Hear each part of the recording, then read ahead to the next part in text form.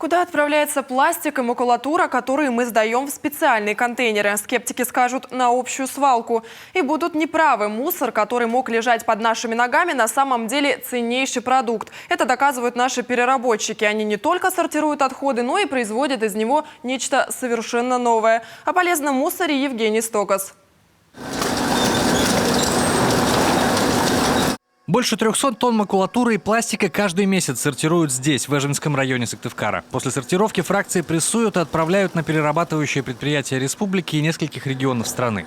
Это собрано в том числе эжвинцами, сыктывкарцами и другими жителями Коми в тех самых синих и желтых контейнерах, в которые мы кладем пластик и макулатуру. Сдать можно тетрапак, бумагу, в том числе глянцевую, жесть, алюминий, пластик почти всех фракций, даже 6-й. Скоро принимать будут даже стекло. После Нового года мы закупили оборудование, которое будет дробить это стекло. Мы запускаем производство полимерно-песчаных изделий. Это будут и люки выпускаться, и строительные блоки, и дорожные плиты. Люди сейчас все больше и больше отправляют на переработку. Частенько у нас контейнеры переполняются, поступают либо звонки, либо СМС-сообщения. Мы на это все реагируем очень быстро. А здесь производство уже налажено. Предприниматель Анатолий Рубаняк больше 6 лет производит экологичный и инновационный продукт. Стройматериалы из смеси песка и полимеров, то есть пластиковой пленки. Плитка, брусчатка, черепица, кровельный конек. Одна лишь тротуарная плитка, созданная таким методом, служит полвека и крайне устойчива к перепадам температур. Идеально для севера. Заказов хватает, но Анатолий сетует, что есть трудности в работе с госучреждениями и муниципалитетами. Пластики у нас в основном поставляются от поставщиков, также с республики Коми.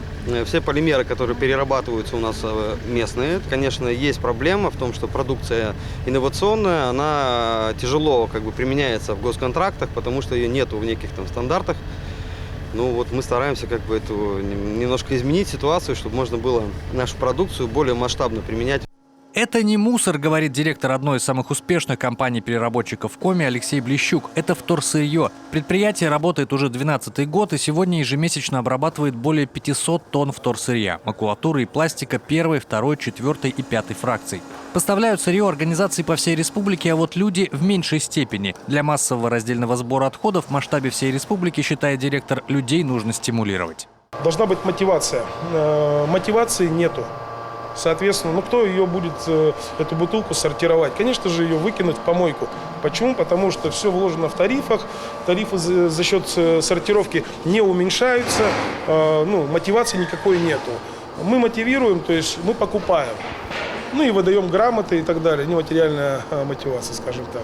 Как видно, в Коми уже давно научились работать с отходами, как со вторсырьем, зарабатывать на чужом мусоре, создавать за счет сортировки рабочие места, а из никому не нужных отходов делать востребованный продукт. Но жителей региона должна вовлекать в раздельный сбор госполитика, иначе массово разделять отходы никто не станет. А уж предприниматели справятся с любыми объемами, ведь в их глазах отходы – это не мусор, а заготовка для чего-то большего. Евгений Стокос, Эдуард Фомичев, Юрган.